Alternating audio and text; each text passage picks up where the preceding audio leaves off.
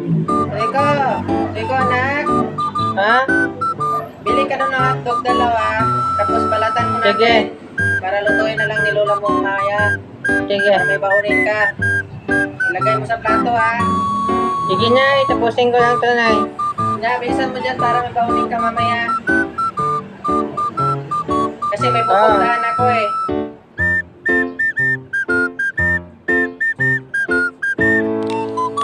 Ito po, pinakabili ni Nanay Sophie. Bawa na. Bibili na lang. Para tuloy ni Lola man na.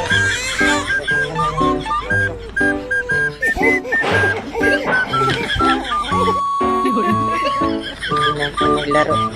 Okay. Kabili na ako ng hotdog. Ilagay ko na dun. Tutuloy na lang yung ni Lola man na. A few moments later. Siguro dalawa pa ni Lola.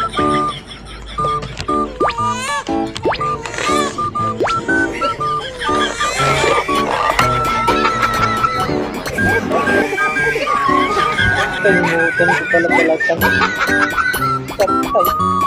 Pagalitan na naman ako ng nanay pag nakita niya. Malaman niya ito.